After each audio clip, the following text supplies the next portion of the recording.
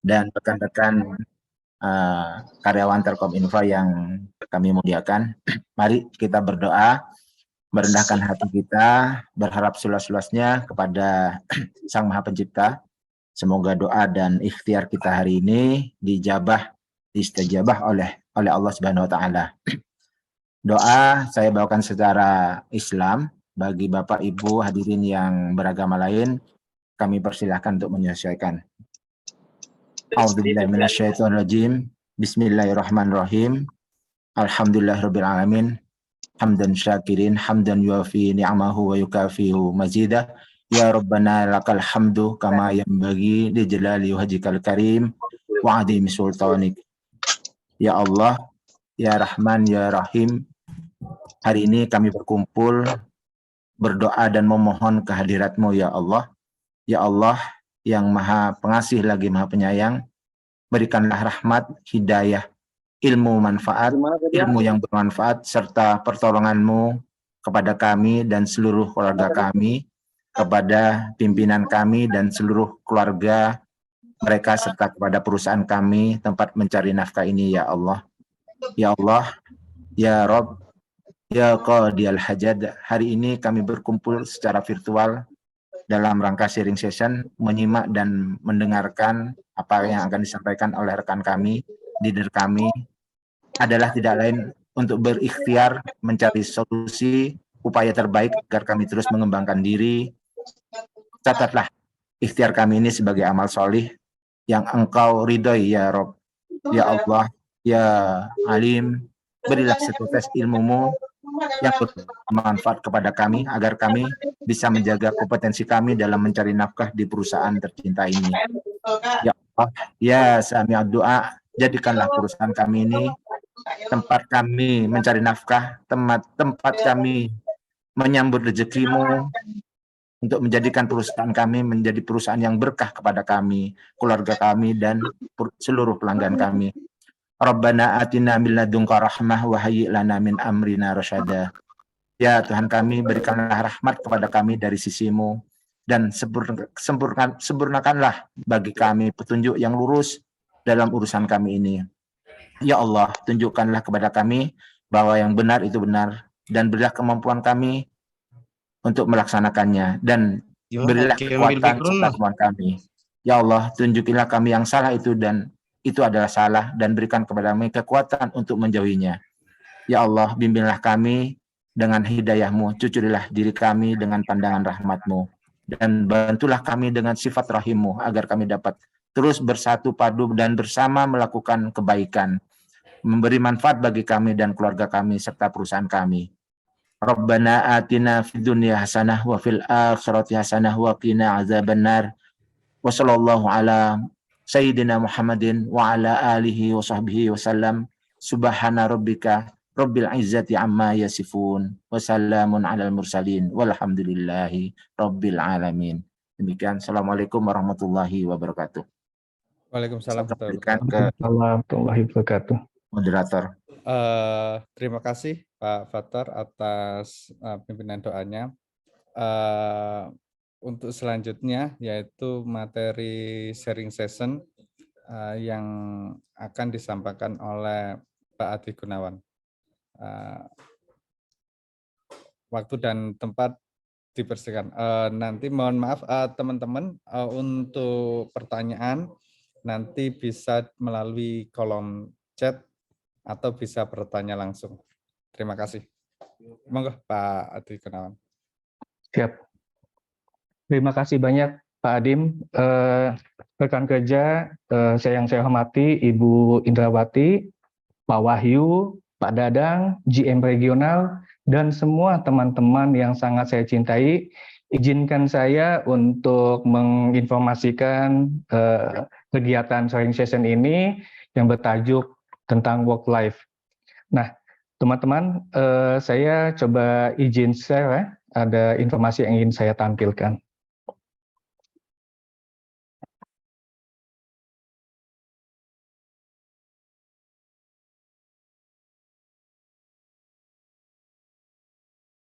Teman-teman, udah kelihatan ya sharing session saya? Belum Pak De. Masih loading. Ke Pak De.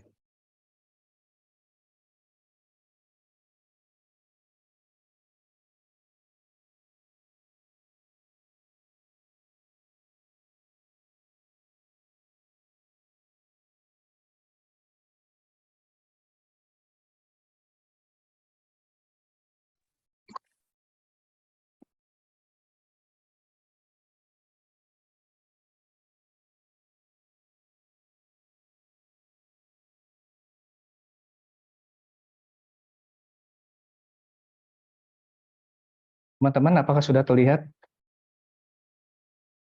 Sudah nampak, Pak Madi. Sudah, oke. Assalamualaikum warahmatullahi wabarakatuh. Bismillahirrahmanirrahim. Teman-teman, ini materi yang ingin saya sampaikan yaitu terkait balance work with having a life.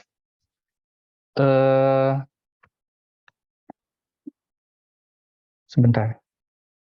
Kenapa tidak bisa? Oh, sebentar ya, saya stop. Tidak bisa di-enter. Sebentar. Tidak bisa di-enter.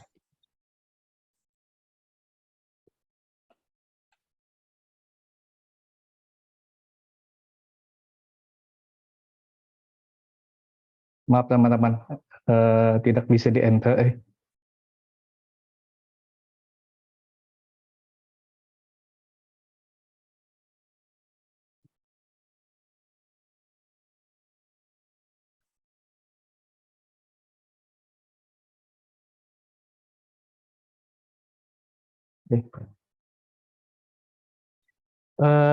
Di kali ini saya ingin menampilkan ya terkait table of content, di mana saya ingin menceritakan sedikit tentang aktivitas saya di project admin, dan nanti mungkin saya akan lanjutkan dengan physical well-being, dan saya akan lanjutkan terhadap dampak positif.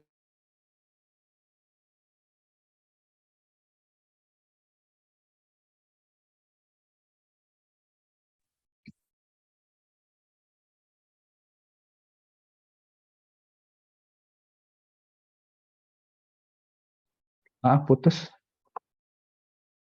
Sudah kelihatan ya teman-teman? Sudah, Pak. Ya, mohon maaf, ini jaringannya putus di TLT.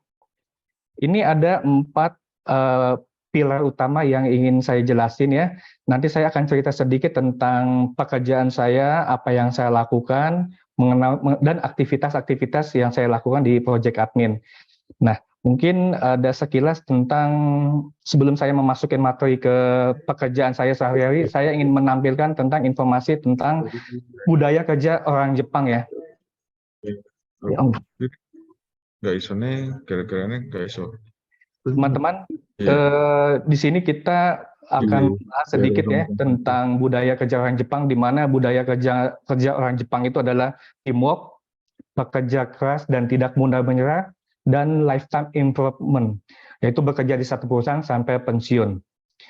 Di sini juga mungkin orang Jepang itu hebat ya dalam masalah pembagian waktu. Mereka itu mulai jam 6 sampai siang itu betul-betul bekerja, istirahat, bercanda-bercanda sedikit, setelah itu kerja lagi, dan mungkin bisa dilanjutkan sampai malam. Itulah hebatnya budaya kerja di negara Jepang. Jepang juga terkenal dengan budaya hidup sehat, di mana mereka itu sangat suka sekali dengan aktivitas jalan kaki, dan aktif juga bekerja setiap hari. Ditunjang dengan pola makan sehat dan lingkaran sosial yang kuat. Dimaksud lingkaran sosial yang kuat itu di budaya Jepang itu biasanya mereka hidup dan tinggal bersama sanak famili, keluarga, itu dalam satu tempat yang sama, sehingga membuat lingkungan sosial yang kuat. Tapi di budaya kerja yang sangat hebat maupun hidup sehat yang sangat bagus, ada dampak negatif terhadap kinerja orang Jepang, di mana yaitu tingkat stres dan bunuh diri yang sangat tinggi, angka nikah dan keinginan punya anak yang sangat rendah, angka serangan jantung dan risiko stroke tinggi, dan yang paling banyak disoroti di dunia itu adalah karena kelelahan dalam bekerja. Di 2015 ada 1.456 kasus kematian karena kelelahan, dan ini tahun yang sangat tinggi bagi masyarakat Jepang, di mana mereka sangat lelah dalam bekerja. Ini sekedar informasi di mana di negara lain punya budaya seperti ini, dan kita coba mengambil sisi positif maupun sisi negatifnya, supaya kedepannya kita bisa lebih teliti apa yang mesti kita lakukan, pekerjaan apa yang dapat menunjang kegiatan fisik maupun olahraga yang sangat saya rekomendasikan. Oke, saya setelah ini akan bercerita sedikit tentang pekerjaan saya sehari-hari, tapi ini sebagai hanya informasi, karena teman-teman juga mempunyai aktivitas dan kesibukan yang sama. Ini hanya sebagai ilustrasi ya, atau pembanding. Di sini saya bekerja sebagai manajer project admin ya teman-teman. Adapun administrasi pekerjaan yang saya lakukan itu kayak membuat SLA, mengelola administrasi sampai BST, terus monitoring progress project, terus menyiapkan kebutuhan administrasi. Yang paling penting di sini adalah teman-teman saya melakukan load balancing ya untuk teman pekerjaan yang sudah overload. Contohnya misalkan di regional itu tingkat pekerjaan adminnya sangat tinggi, itu saya coba managing mengambil dari regional lain ataupun mengambil dari project lain untuk membantu teman-teman yang mengalami kondisi overload. Di sini juga saya melakukan pengawalan terhadap target outlook dan pengawalan achievement setiap bulan. Dan juga saya mengawal dokumen-dokumen yang sudah BST bisa diinvoice-kan. Teman-teman mungkin geser ke sebelah kanan, kita bisa melihat target outlook achievement yang saya lakukan setiap bulannya. Terus saya juga melakukan semacam proses review, approval di SAP HANA. Dan saya juga segini memonitoring isu-isu log di tracking management system. Jadi kayak ada pekerjaan-pekerjaan yang ada isu log, itu kita catat dan kita dispatch ke teman-teman yang korelasi terhadap pekerjaan tersebut. Ini sekilas tentang administrasi project yang saya lakukan. Dan di sini peran saya di posisi project admin. Di sini sebelah kiri bisa lihat ada responsibility metric, di mana saya melakukan kegiatan monitoring material delivery, installation, acceptance, BST, sampai dengan isu log administrasi. Di sini bisa lihat R itu responsible, A accountable, S support, C console, dan I inform. Teman-teman, di project admin kita memakai aplikasi atau sistem-sistem yang sangat menunjang kinerja dan produktivitas kita bekerja. Sistemnya itu mulai dari perencanaan sampai ke implementasi sampai ke BST. Nah, kita kenal ada namanya internal tools ya. Di sini sering teman-teman admin suka pakai itu dan udah nggak asing lagi, kita pakai SAP HANA, pakai Safira, Prima, Bakti, Amara, WFM, dan Kepo. Mungkin sebagian besar teman-teman banyak yang belum paham arti ya kepanjangan ya. Nah, ini bisa dilihat di sini. Kepo itu kayak knowledge management Telkom Infra, Bakti itu budget and allocation Telkom Infra, dan lain sebagainya. Nah, di sisi customer, kita juga memakai aplikasi-aplikasi yang sering kita gunakan untuk menunjang kinerja kita, terutama di sisi dokumentasi. Kita kenal adanya SAP Telkomsel, di situ input semua informasi terkait pekerjaan kita hingga bisa BST dan invoice. Ada juga INEOM, Integrated Network Operation and Monitoring. Ini lebih condong ke arah akses ya, akses. Terus ada juga Viola, itu tentang aset manajemen, teman-teman CDC maupun Enom biasanya pakai Viola ya. Dan TIPAS ini kayak untuk akses masuk. Smile Telkom, Smile itu Supply Management Information Logistic Enhancement. Nah, di sini informasi tampilannya itu sangat lengkap sekali ya di Smile ya. Mulai dari perencanaan, monitoring, progress, sampai dokumentasi BST. Nah, dari sistem internal maupun customer, kita juga mempunyai sebuah sistem terkait log. Jadi informasi-informasi yang menghambat, progres terhambat, ataupun sebagainya, kita kumpulin dalam tracking management. Nah, tracking management itu dikelola sama teman-teman DPM ya. Nanti isu lognya itu kita dispatch ke PIC terkait. Contohnya, oh ini ke procurement, oh ini ke finance, oh ini ke PM project, dan lain sebagainya. Dan kita juga punya tiket helpdesk. Ini gambaran pekerjaan saya di bidang administrasi. Saya akan lanjut lagi. Kita akan coba masukin korelasi pekerjaan kita sehari-hari dengan balance work with having a life. Jadi kita coba membalancing antara pekerjaan dengan kesehatan fisik, dengan kebugaran dan mental yang sangat baik ya teman-teman. Nah, materi saya tidak jauh menyimpang dari materi learning dari Telkom, karena apa yang sudah disampaikan oleh Telkom itu sebisa mungkin coba kita terapin ya. Di sini saya mengambil contoh di bidang physical well-being. Physical well-being itu yaitu kesehatan fisik yang bekerja secara optimal. Well-being at work itu adalah memahami hubungan antara pekerjaan, kesehatan, dan kesejahteraan. Nah, selanjutnya kita kalau misalkan udah aktivitas fisik sudah teratur, pola makan sehat dan seimbang, itu banyak sekali manfaatnya. Salah satunya itu mencegah hipertensi, mencegah berat badan, memperbaiki suasana hati, kualitas hidup, dan jauh dari banyak penyakit ya. Teman-teman, kita bisa ngelihat ya di sini rekan kerja kita atau sahabat kita, saudara kita, bisa dong kita cek mereka tuh fisiknya sehat apa nggak kuat dengan ciri-ciri sebagai berikut. Kalau kita ngelihat teman-teman itu sehat dan fit, tidak mudah sakit, perbandingan berat dan tinggi badan ideal, tidak punya penyakit yang mewajibkan mengkonsumsi obat rutin, dan semangat dalam beraktivitas, itu adalah ciri-ciri orang yang memiliki kesehatan fisik secara optimal.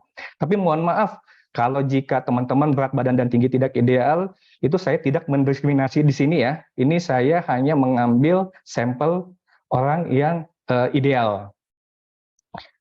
Oke. Nah, coba deh kita jujur sama diri kita sendiri. Pernah nggak sih kita nggak nyaman dalam bekerja? Banyak kondisi tidak nyaman dalam bekerja, dan itu kita sebut sebagai dampak negatif. Teman-teman, pernah nggak sih kita ngalamin semacam kayak stres, depresi, letih, lesu, tidak semangat, sering ngantuk, sering menunda pekerjaan? Nah, kalau teman-teman mengalami satu atau dua, ataupun semuanya masalah ini, artinya teman-teman itu tidak nyaman dalam bekerja. Nah, ini yang perlu kita hindari, dan ini perlu kita sikapi supaya ini tidak terus-menerus terjadi dalam diri kita. Oke, kurangnya aktivitas fisik bisa ditebak. Jadi kalau misalkan teman-teman rendah kualitas fisiknya, tidak sering olahraga, mudah lelah, mudah sakit, pegal-pegal, dan kurang produktif, ini gejala-gejala aktivitas fisiknya teman-teman itu rendah ya. Kita banyak sekali alasan untuk melakukan olahraga. Ini hanya sekelumit contoh-contoh ya, alasan-alasan orang malas olahraga. Misalkan, aduh, kayaknya masih dingin nih, nanti dulu ah. Aduh, kayaknya kalau olahraga nanti mandi lagi nih, males ah. Atau kayaknya pakaian saya nggak cocok nih. Atau dibanding olahraga mendingan nonton YouTube. Itulah mungkin sekelumit alasan-alasan kita malas olahraga. Yang kedua itu hajat identification. Orang udah olahraga tapi nggak teratur. Alasannya ada lagi, beda seperti alasan malas olahraga, yaitu kayak saya udah kerja dari pagi sampai malam, ngapain lagi saya olahraga? Atau saya udah letih, saya udah capek. Ada juga alasan yang nggak ada motivasi untuk berolahraga, terus nggak punya waktu yang cukup, atau stres. Nah kalau udah stres, jangankan olahraga, bekerja juga pasti udah males ya teman-teman ya. Nah itu patut diwaspadai. Semua alasan atau hidup tidak teratur dalam bidang olahraga, itu nanti akan ada impact-nya. Impact-nya apa aja sih? Obesitas, berat badan tidak bisa dikontrol dan sangat tinggi. Kalau orang udah kegemukan, itu segala penyakit akan datang. Mudah lelah, kualitas tidur sangat rendah, insomnia, sakit kepala, penuaan, depresi, stroke, dan metabolisme melambat. Itulah ancaman kesehatan kalau kita sering menunda olahraga atau tidak teratur dalam olahraga. Oke. Ini saya akan menjelaskan sedikit tentang manfaat olahraga secara teratur ya teman. Tadi dampak negatifnya, ini dampak positifnya. Nah, teman-teman bisa ngelihat, di sini sangat positif sekali kalau kita rutin melakukan olahraga.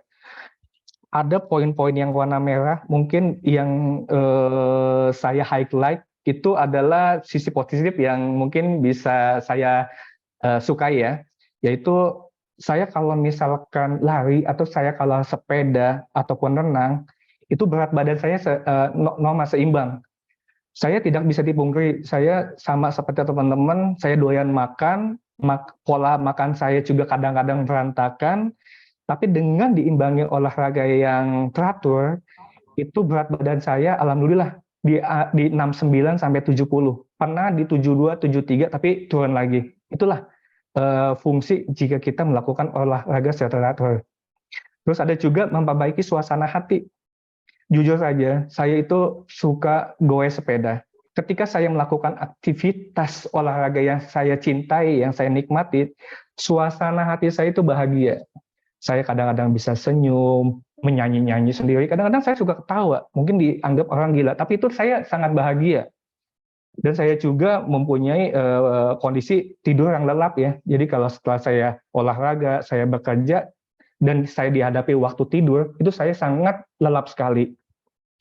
Mungkin kalau teman-teman yang udah menikah bisa merasakan dampak ya terhadap olahraga, yaitu meningkatkan vitalitas pasutri. Tapi jangan dicoba untuk teman-teman yang belum menikah ya teman. Oke, ditunda dulu. Yuk berubah. Teman-teman yang mungkin jarang olahraga atau berolahraganya tidak teratur, coba yuk kita melalui aktivitas fisik yang kecil. Kita nggak ngomongin aktivitas yang berat dulu, kita coba ngomongin hal-hal kecil yang bisa kita lakukan supaya tubuh kita itu gerak. Apa aja sih aktivitas fisik yang mungkin bisa kita lakukan? Jalan lebih cepat. Manusia pada umumnya itu berjalan di 11 sampai 12 menit ya per kilometer. Coba deh kalau kita melakukan aktivitas jalan lebih cepat, itu bisa membiasakan kita nanti akan ke depannya terus jalan bisa lebih cepat. Artinya kita udah mendekati tahap olahraga pada umumnya ya. Teman-teman yang biasa naik lift ataupun eskalator, nggak ada salahnya kalau sekali-sekali kita biasa naik tangga ya. Nah, ketika kita berusaha naik tangga, otot kaki, otot paha, itu akan terbiasa untuk meningkatkan kekuatan otot ya. Teman-teman yang biasa makan siang atau makan malam, itu kan kalau habis makan kan biasanya kan ada yang ngobrol, ada yang nonton, malah yang lebih parah lagi mungkin tidur kan. Coba diubah sedikit pola makannya dengan jalan. Jadi setelah makan, coba jalan-jalan sedikit, itu bukan hanya untuk memperlancar otot darah, tapi memperlancar juga asupan usus kita ya, makanan yang kita serap, yang kita olah. Nggak ada salahnya juga yang pakai kendaraan itu pakai lebih jauh. Tujuannya apa? Dari tempat parkiran ke lokasi kita kerja atau ke lokasi tujuan, itu jalan kaki. Jadi biasanya kita cuma pakai paling dekat, itu coba deh sekali-sekali pakai lebih jauh. Tujuannya supaya kita bisa jalan lebih banyak. Rajin bersih-bersih rumah, cuci mobil, cuci motor, dan lain sebagainya, itu bagian dari aktivitas kegiatan fisik yang sangat sederhana.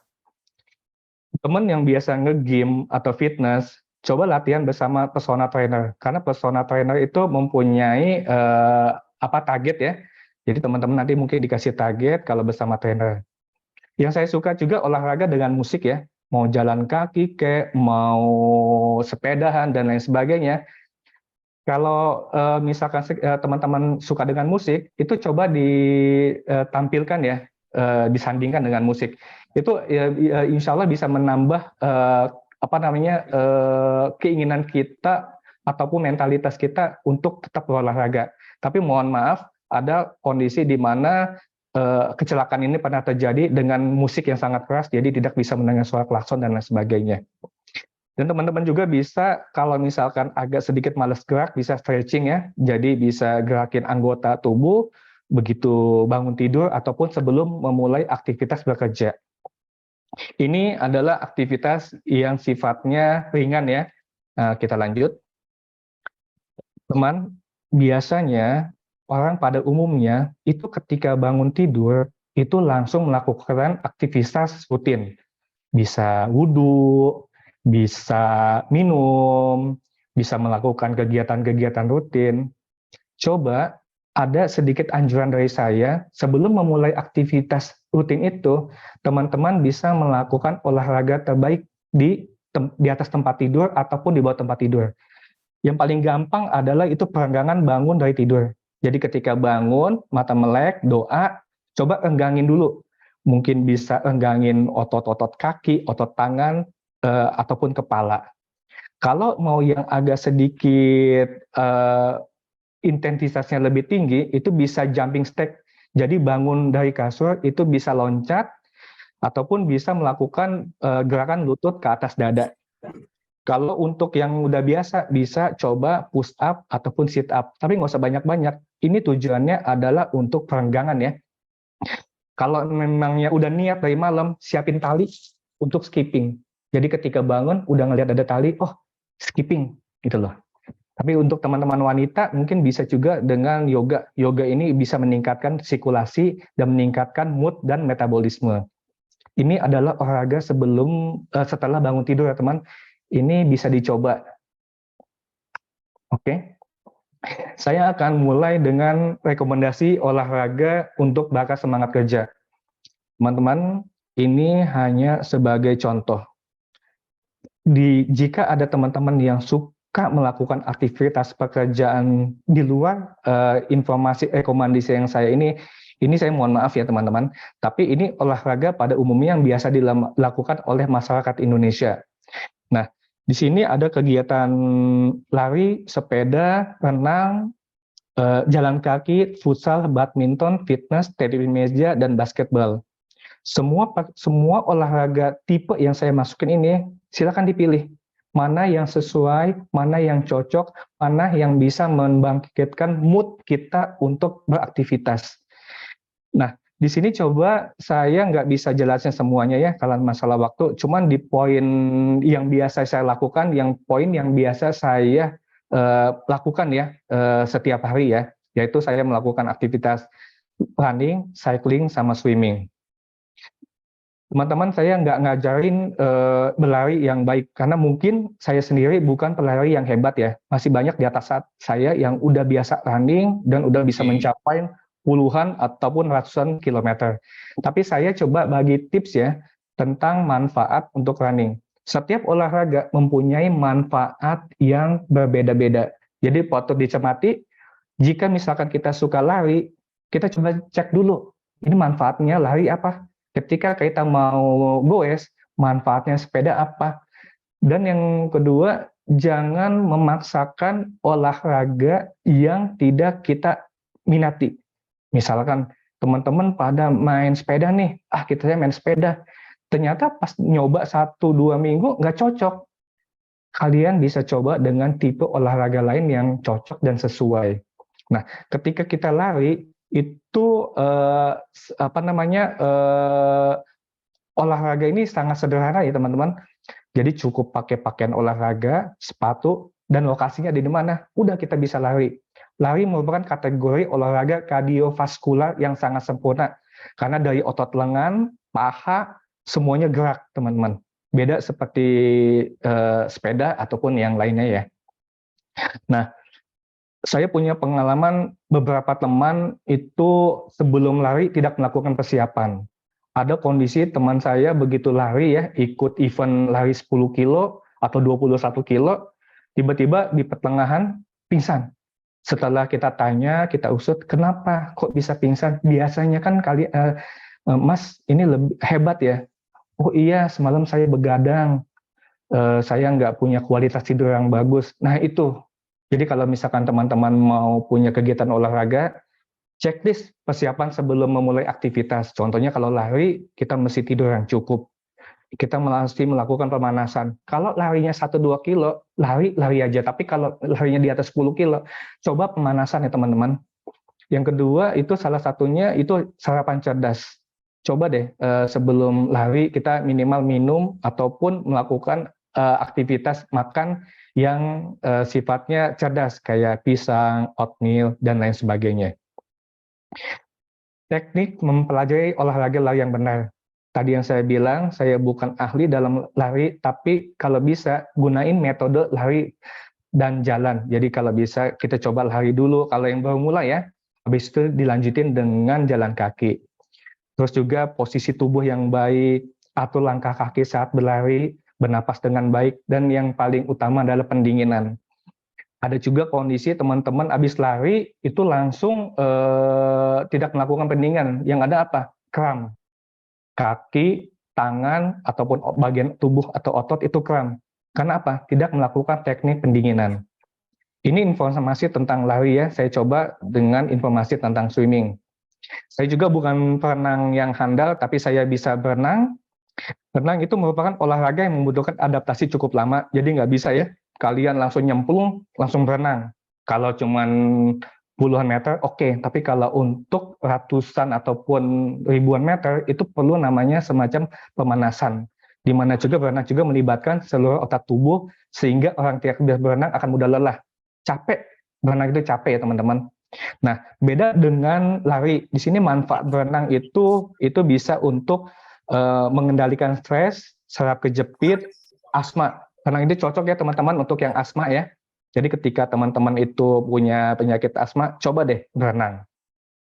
Gaya berenang itu banyak, tapi 4 gaya ini adalah 4 gaya utama dan sering juga dipakai dan diperlombakan ya. Teman-teman nanti mungkin kalau pengen belajar renang, mungkin bisa cari guru ya yang bisa ngajarin kita renang dengan baik dan benar. Renang juga punya persiapan dan cara berenang yang baik. Yang pertama, kita tahu dulu gaya renang. Kalau ke kolam renang cuman untuk berenang bersama anak, itu bukan renang, itu bermain ya. Tapi kalau misalkan kita ke kolam renang, punya persiapan, tahu cara renang baik, nah itu disebut dengan berenang. Terus juga belajar mengapung, bergerak ke depan, membiasakan diri berada dalam air, posisi dan kondisi tubuh, teknik kaki dan lengan, dan teknik pernapasan. Itulah tips-tips persiapan dan cara berenang yang baik. Saya lanjut, cycling. Jujur teman-teman, ini olahraga yang saya sangat sukai dan saya sangat lakukan ya, secara rutin. Kalau goes itu aktivitas luar ruang yang memiliki banyak resiko ya. Jadi ketika teman-teman udah siap untuk bersepeda, teman-teman juga tahu resikonya. Resikonya sepeda itu jatuh. Dalam hidup saya 3 kali jatuh dan itu salah satunya cukup fatal ya teman-teman. Nah, ketika kita bersepeda, kita mesti tahu dulu nih tujuan kita sepeda apa. Kita misalkan mau pakai MTB ke perbukitan atau pegunungan, atau kita biasa goes itu touring di malam hari, ataupun jarak jauh, ataupun juga kita misalkan, saya udah bosan dengan rute yang ini, saya pengen cari nih rute yang asing, atau yang belum pernah saya coba. Nah, yang paling sering biasa adalah menggunakan sepeda secara rutin sebagai sarana transportasi. Jadi ketika teman-teman emang pengen olahraga ditunjang dengan sepeda, di sini sepeda fungsinya sebagai sarana transportasi. Di sebelah kanan teman-teman bisa lihat, jenis sepeda itu udah banyak. Lebih dari 3 yang saya tampilin, tapi ini adalah sepeda yang umum dipakai oleh orang kebanyakan. Untuk MTB itu biasanya dipakai untuk olahraga yang sifatnya untuk jalan-jalan, untuk tempat-tempat yang menanjak atau tidak stabil. Nah, kalau tipe sepeda untuk yang road bike itu lebih condong ke arah kecepatan. Kenapa cepat? Karena sepeda balap itu diciptakan dengan secara aerodinamis ya. Jadi ringan, itu beratnya kurang lebih hanya 9 kilo ya pada umumnya. Yang terakhir itu adalah sepeda lipat. Sepeda lipat itu sepeda yang punya kelebihan bisa dilipat sehingga cocok dibawa kemanapun. Sepeda ini cocok dibawa traveling. Saya punya sepeda lipat juga, jadi saya pernah melakukan traveling itu pindah-pindah kota, pindah-pindah lokasi ya. Jadi saya masukin ke dalam bis, saya masukin ke kereta, ataupun saya masukin ke dalam pesawat, dan ketika sampai tempat tujuan, misalkan di bandara, itu saya langsung goes. Dan ketika selesai, saya balik lagi ke bandara. Seperti itu, teman-teman. Jadi cocok dipakai untuk traveling.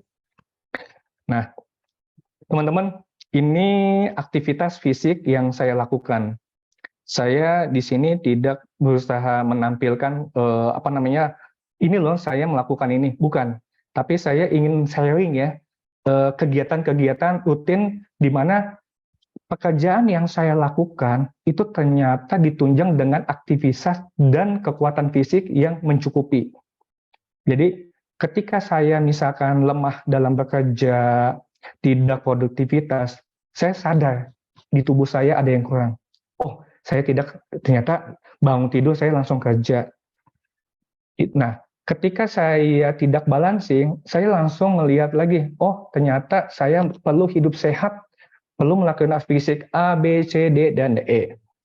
Ini adalah sekelumit apa yang pernah saya lakukan dan saya sering lakukan ya. Jadi teman-teman kalau misalkan pengen olahraga yang ekstrim atau memicu adrenalin, teman-teman bisa coba semacam kayak para layang, bagi jumping, dan lain sebagainya. Itu akan sedikit beda ya, adrenalin kita kepicu. Tadi yang seperti saya jelasin, saya punya sepeda lipat itu saya pakai untuk touring ya. Kadang-kadang saya pernah dari Jawa Tengah ke Jawa Timur sampai ke Banyuwangi, itu di depan bisa dilihat, di situ ada tasnya itu isinya laptop, pakaian, dan di belakang itu tas sepeda dijadikan saya juga sebagai alas tempat tidur. Jadi kalau dari saya capek, kadang-kadang saya cari tempat yang lowong, kecuali hotel ya, saya tidur di situ. Dan saya suka melakukan aktivitas fisik touring ini. Selanjutnya saya suka melakukan diving ya teman-teman. Tidak sering, tapi beberapa kali saya melakukan. Untuk yang belum pernah sama sekali diving, patut dicoba. Diving itu seperti menyelami dunia lain. Teman-teman yang biasa bernapas tidak pakai alat bantu, tidak biasa menyelam dalam jangka waktu yang lama, cobain diving. Diving itu sangat mengorganisasikan pola napas kita supaya bisa teratur dan cukup tabung yang kita pakai. Intinya, ketika kita di diving, kita itu bukan seperti hidup di darat lagi. Itu beda sama sekali. Tapi sini cukup lelah ya, teman-teman kalau tidak biasa. Selanjutnya yang saya suka, mungkin saya suka cycling ya, sepeda. Kebetulan di sini saya ada 2 organisasi yang saya ikutin. Pertama adalah namanya Goes Ceria. Di situ kolaborasi teman-teman Telkomsel, Telkom Infra, sama tower provider, gue sama-sama. Jadi kita kadang-kadang rutin, ada namanya jam selinas, dan lain sebagainya. Saya juga running ya, saya suka lari 5 kilo, 10 kilo, dan mungkin sedikit lebih. Dan juga saya suka suka swimming ya, renang. Saya suka berenang 1000 meter. Kalau di swimming konversinya bukan kilo, teman-teman, meter ya. Nggak tahu kenapa teman-teman yang suka renang itu konversinya ke meter ya. Nah, di sini patut kita tahu sebelum melakukan renang jarak jauh, kita mesti tahu dulu tahapan-tahapan apa sebelum berenang. Karena ketika Anda pingsan, tidak ada yang bisa melihat, itu bisa mati, teman-teman. Mohon maaf. Oke, ini sekelumit tentang kegiatan yang saya lakukan ya. Jadi informasi yang saya tampilkan tadi di depan, itu saya implementasikan ke dalam kehidupan saya dalam berolahraga ataupun kegiatan fisik. Kesimpulan, yang paling pertama, teman-teman, adalah rasa malas. Tadi udah saya jelasin ya, tolong teman-teman berubah mulai sekarang ya. Yang masih malas, yang masih punya alasan-alasan, coba dilawan. Itu yang ketika malas sudah bisa kalian manage, tahapan selanjutnya itu akan lebih mudah. Tahapan untuk olahraga selanjutnya itu akan lebih mudah. Jadi pola kuncinya adalah lawan rasa malas. Selanjutnya adalah teguhkan keyakinan olahraga itu bisa menjaga kesehatan dan menunjang produktivitas kerja. Jadi tanamin dalam hati, kalau saya olahraga, saya sehat. Kalau saya aktivitas fisik, kinerja saya akan bertambah. Selanjutnya, kadang-kadang kalau kita olahraga sendiri, itu malas ataupun nggak punya target. Coba ajak teman, pasangan, atau teman-teman atau orang yang punya visi yang sama. Ikut klub olahraga itu juga sangat baik. Tadi saya udah jelasin, pilih olahraga yang kita sukai dan buat bahagia. Jangan ikut-ikutan. Di sini tanda kutipnya, jangan ikut-ikutan ya teman. Kalau nggak suka lari, jangan lari. Kalau nggak suka sepeda, jangan sepeda. Ikutin olahraga yang kita bisa sukai dan kita cintai, dan ngejalaninnya itu tanpa beban. Nah, yang terakhir itu adalah contohnya teman-teman dalam bekerja. Setiap teman-teman bekerja, pasti teman-teman punya target ya.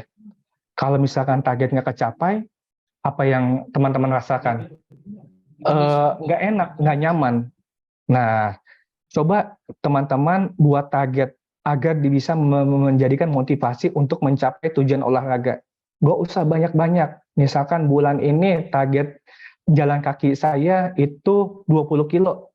Dicatat. Atau target gue sepeda saya 1 bulan 500 kilo. Nah, kalau udah punya target, ketika nanti tidak tercapai, kita nggak nyaman. Tapi begitu kita kenyaman, kita bahagia, bangga. Oh, ternyata dalam bulan ini saya sehat, target saya tercapai. Itu tujuannya teman-teman. Jadi ini sekelumit tentang kesimpulan tentang dunia bekerja, kesehatan, dan aktivitas fisik yang sangat kita butuhin. Mungkin sebelum saya tutup, teman-teman, ada 1,5 menit video yang bisa membangkitkan semangat kita dalam menjaga kesehatan dan tetap berolahraga. Mungkin bisa kita tonton sama-sama ya. Saya pikir banyak orang yang hidupnya terbalik. Mengapa saya katakan seperti itu? Mari kita berpikir. Orang bisa menghabiskan miliaran untuk membeli rumah, menghabiskan 500 juta hingga miliaran untuk membeli mobil, menghabiskan puluhan hingga ratusan juta untuk membeli tas, menghabiskan belasan juta untuk membeli ponsel, dan jutaan untuk membeli pakaian. Semua itu biasa. Tetapi untuk menghabiskan 3-4 juta untuk kesehatan mereka sendiri, bisa jadi mereka menggelengkan kepala karena merasa itu terlalu mahal dan tidak punya uang. Anda akan menghabiskan banyak uang untuk membuat rumah Anda nyaman. Anda pun perlu biaya pemeliharaan agar mobil Anda aman. Anda pun harus menggunakan pelindung ponsel agar tidak pecah saat ponsel Anda terjatuh. Hanya tubuh, tidak satu pun yang peduli. Apakah nilai kesehatan kita tidak sebaik rumah, mobil, ponsel, dan tas itu? Tanpa tubuh yang sehat, di manakah nilai uang? Sepotong pakaian dengan harga 5 juta masih bisa dibuktikan dengan kwitansi. Namun berapakah harga seorang manusia? Hanya dapat dibuktikan dengan kesehatan. Jadi, jangan pernah pelit dan perhitungan soal berapa uang yang dihabiskan untuk kesehatan. Karena kesehatan adalah aset. Ingat, pilihannya ada di Anda. Karena kesehatan bukan warisan, kesehatan adalah harta. Tempat tidur apa yang paling mahal di dunia? Tempat tidur rumah sakit. Kali ini supir Anda bisa mengendarai mobil Anda, dan seseorang untuk Anda mencari uang. Tetapi pasti tidak ada seorang pun yang ingin menggantikan sakit Anda. Anda dapat menemukan kembali barang yang hilang, tapi ada satu hal yang hilang dan tidak akan pernah kembali, yaitu nyawa. Jadi, jagalah kesehatan sejak awal. Bagaimanapun juga, mencegah itu lebih baik daripada mengobati. Terima kasih teman-teman.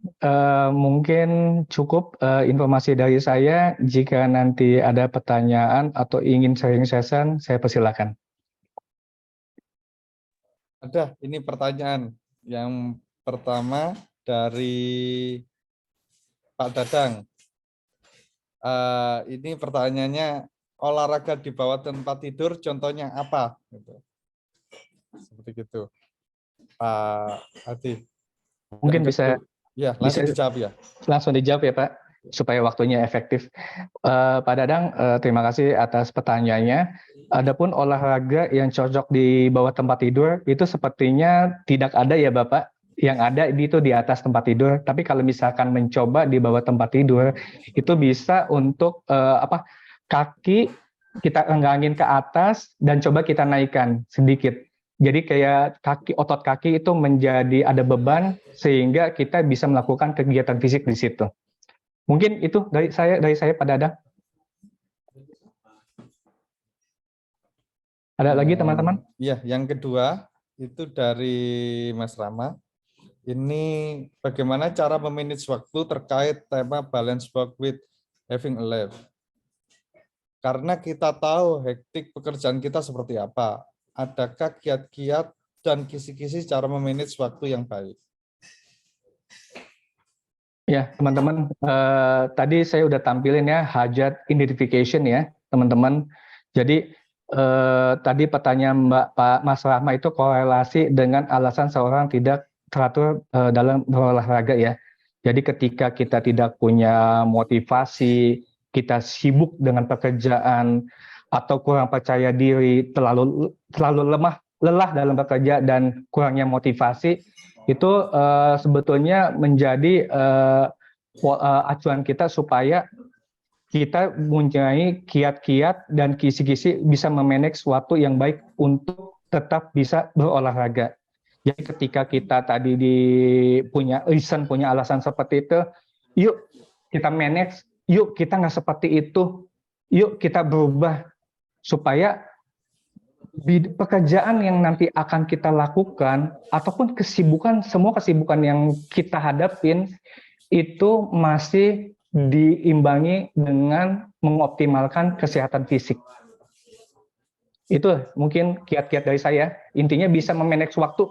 Jangan terkungkung dengan pekerjaan. Misalkan atasan saya mesti bekerja dari pagi sampai malam, saya itu nyolong-nyolong waktu. Sebelum subuh atau setelah subuh, saya itu melakukan olahraga.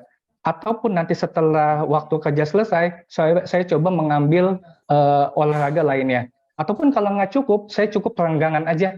Jalan kaki, atau mengangin otot kaki, otot tangan, dan lain sebagainya. Mungkin itu yang bisa saya sampaikan, Mas Rahmat. Ada lagi? Ada lagi, ini dari Om Jerry Bate. Pertanyaannya, kenapa jika melakukan olahraga, khususnya olahraga lari, suka merasa lapar, padahal sebelumnya sudah makan atau belum jam makan? Apa itu normal? Bang Heri, ini bagus sekali ya pertanyaannya ya. Saya suka ya, karena saya juga mengalami hal yang sama ya, Bang. Nah, ketika kita berolahraga, itu kan contohnya keringat kita, itu kan keluar apa? Itu keluar. Dan Mas Heri juga akan merasa ya, kencing kita berkurang. Ketika kita goes, kita lari, aktivitas buang air seni kita itu berkurang. Kenapa? Karena diserap oleh keringat kita yang keluar dari kulitnya kita. Nah, untuk menyikapi seperti itu, Bang, tadi yang saya udah jelasin, kita coba sebisa mungkin sarapan cerdas atau minuman yang cerdas. Kita bisa pisah, oatmeal, sebelum melakukan aktivitas olahraga. Bang, jangan biasain olahraga di perut kosong. Fatal akibatnya, Bang. Banyak teman saya yang pingsan, ataupun mahnya akut, dan lain sebagainya. Minimal 1 potong coklat atau apapun itu sangat membantu untuk kita beraktivitas. Mungkin itu Bang yang bisa saya jawab. Ada lagi? Siap, makasih Bang Hadi. Ya, sama-sama Bang Heri. Ada lagi nih. Bahkan sedikit jawabannya Jerry mungkin Mas Hadi. Jadi kalau tidak mau menghindari itu, bagusnya lari ke penjual coto, Jer. Jadi olahraganya itu lari ke penjual coto ya. Cocok Bang ya. Mengundang Pak Jalil coto. Palu bahasa Pak Jalil. Ada lagi ini. Sudah cukup Om Jari? Dari saya boleh satu. Oh siap. Ya. Terima kasih Pak Adi, luar biasa ini temanya sharingnya ya. Mau tanya, jadi kalau olahraga mungkin waktunya yang efektif atau yang paling baik itu berapa lama? Karena contoh bersepeda itu kan kalau saya nih, itu nggak bisa sejam, 2 jam gitu kadang-kadang, apalagi kalau dengan grup gitu ya, bisa lebih 3 jam gitu. Nah, tapi di saat di pertengahan, 1,5 jam atau 2 jam itu langsung agak pusing gitu ya. Nah, langsung agak pusing, nah terus tadi kayak ada kayak gitu. Nah, tapi terkadang kalau dipaksakan juga suka hilang sendiri gitu. Nah, itu mungkin karena masih kurang olahraganya atau memang ada kelainan atau penyakit tertentu ya? Apakah Mas Hadi seperti itu enggak? Makasih, jawab itu ya pertanyaannya. Yuk. Assalamualaikum warahmatullahi wabarakatuh, Pak Hasak. Ini cukup menarik ya pertanyaannya ya. Pak Hasak, waktu ideal kita untuk olahraga, apapun itu aktivitasnya, sebisa mungkin di angka minimal 30 menit. Itu untuk pada umumnya. Jadi kalau kita mau jalan kaki, mau sepeda atau apa, itu coba kita bikin minimal 30 menit cukup nih. Kalau udah biasa, itu nggak ada masalah, Pak. Tapi kalau memangnya kita mencari rutinitas olahraga secara teratur, usahain di 30 menit itu kecapai. Yang kedua, yang tadi saya sampaikan, apa yang Pak Hasak temuin, kayak mual atau apa, itu karena belum membiasakan olahraga secara teratur. Jadi mungkin Pak Hasak olahraganya mungkin seminggu sekali ataupun lebih. Coba Pak Betul. Hasak intensitasnya lebih ditambah lagi. Misalkan seminggu 2 kali, 3 kali di waktu yang sama kalau bisa, dan durasinya sama. 30 menit, 30 menit, 30 menit. Jangan ditambah Pak Hasak. Jangan ditambah. Cukup di situ. Nanti akan kelihatan di minggu keempat atau di bulan kedua itu akan teratur. Pak Hasak nggak ngerasain namanya mual, otot kaki yang tadi biasanya pegel itu biasa. Seperti itu Pak. Jadi pola latihan teratur dan disiplin itu kunci utamanya. Artinya seminggu sekali masih kurang ya? Minimal 2 atau 3 ya? Betul. Kalau untuk olahraga menjaga stamina ataupun ini, itu sebisa mungkin ditingkatin intensitasnya Pak Hasak. Misalkan Pak Hasak sukanya sepeda seminggu sekali, nggak ada masalah. Karena waktunya Pak Hasak cuma segitu. Tapi Pak Hasak bisa kombinasikan dengan olahraga yang lain. Contohnya, Pak Hasak coba jalan kaki lebih cepat. Atau Pak Hasak coba misalkan naik tangga, turun tangga. Nanti ketika Pak Hasak udah biasa dengan pola hidup olahraga secara rutin seperti itu, ketika nanti Pak Hasak di minggu kedua pengen goes lebih jauh, itu nanti punya bekal, otot Pak Hasak punya kekuatan dan lain sebagainya. Jadi jangan paksain waktunya emang nggak ada, dipaksain waktunya ada. Itu juga nggak fair kan ya, karena kita kan pekerja sibuk juga. Betul. Mungkin itu yang bisa saya sampaikan Pak Hasak. Mungkin ada lagi? Ada lagi? Oke, terima kasih Pak Adi. Jadi memang kurang banyak ya olahraganya ya? Iya, betul Pak Hasak. Izin Bu Indra kalau terlambat ke kantor ya. Makasih. Waktunya waktu ngantornya, pergi ngantornya dipercepat Pak. Kita masih Jangan punya dijauh, waktu ya. masih punya waktu 5 menit sebelum jam 9. Ada yang ingin bertanya lagi? Ada. Ini dari dari Mas Jaya ya. Untuk pria atau wanita yang sudah berusia di atas 40-an, idealnya berolahraga berapa lama, berapa jauh, dan berapa kalori yang harus dibakar atau dikeluarkan agar tetap sehat, dan berapa asupan kalori yang harus kita dapatkan juga untuk tubuh kita agar kesehatan tetap terjaga. Oke. Izin menjawab ya. Sebetulnya untuk kategori usia itu tidak relevan ya, karena orang yang di usianya 20 tahun maupun 5 tahun itu bisa melakukan aktivitas olahraga yang sama. 50 tahun ada yang bisa lari sampai ratusan kilo. Begitu juga yang 20 tahun. Nah, kalau misalkan kita mau mana yang cocok, jangan dipaksain. Mana yang kita sukai, itu aja dulu deh. Mana yang kita sukai dulu. Kalau misalkan cocok, wah kita cari cocok nih olahraga swimming. Bisa meningkatkan stres, bisa pegel-pegel dan macam lainnya. Tapi kita nggak cocok, kita nggak bisa berenang. Atau kalau berenang kelelep mulu, dan lain sebagainya. Artinya itu cocok buat kita, tapi kita nggak bisa menikmatin. Jadi saran saya, cari olahraga yang betul-betul kita cintai dan kita sukai. Kalau udah olahraga itu kita cintai sukai, itu besok nggak usah dipaksa, kita jalan sendiri. Nah, untuk olahraga yang ideal, tadi saya seperti bilang Pak Hasak, itu 30 menit itu cukup. Itu bisa membakar kalori 1.000 sampai 2.000 kalori ya. Itu nggak usah neko-neko deh, segitu aja cukup. Tapi ingat, cocok dan kita cintai dan lakukan secara teratur. Jangan sebulan sekali atau 2 bulan sekali. Nah, itu sama aja, bukan olahraga, tapi ya udah yang penting pernah olahraga, jangan seperti itu. Mungkin itu bisa menjawab ya. Ada lagi yang ingin bertanya? Ya, ini masih banyak tapi waktunya itu sudah mau habis ya, teman-teman. Ini Pak Adi, tadi kan ada pertanyaan, mungkin bisa dipilih ya dari pertanyaan-pertanyaan itu mana yang yang kategori yang pertanyaan bagus gitu. Oke. Dari Pak Dadang, Mas Rahma, Bang Jerry, kemudian Bang Jaya dan Pak Harsa. Oke. Mungkin ini nggak bisa saya mana yang paling terbaik, mana yang biasa ya. Semua pertanyaan itu menurut saya baik dan alhamdulillah saya bisa menjelaskan walaupun tidak 100% benar ya teman-teman.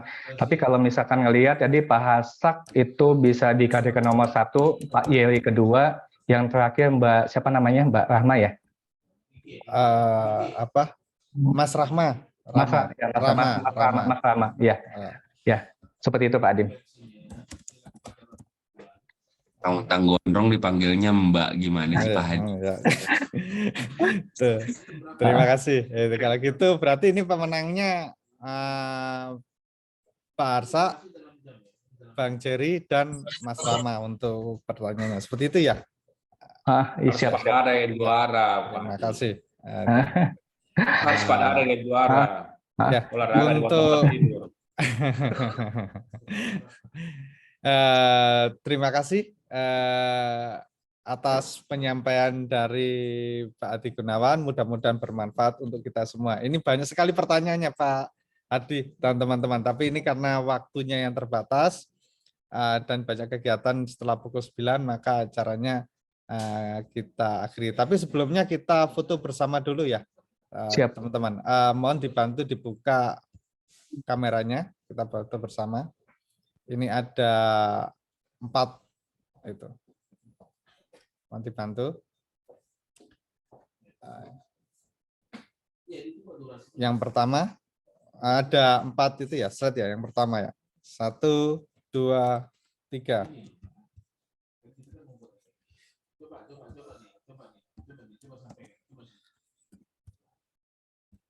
Yang kedua,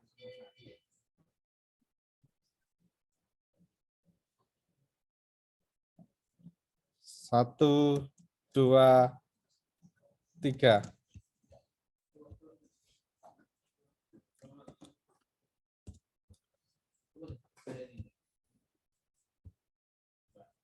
Yang ketiga, 1, 2, 3.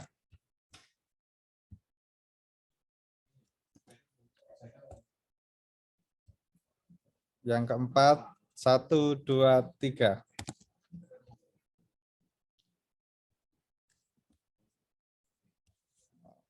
Nah, terima kasih teman-teman atas kehadirannya dan terima kasih waktunya yang dan pemberian materi oleh Pak Adi Gunawan. Sharing session kali ini kita tutup bersama dengan Alhamdulillahirrahmanirrahim. Terima kasih. Saya akhiri. Assalamualaikum warahmatullahi wabarakatuh dan semangat pagi. Pagi.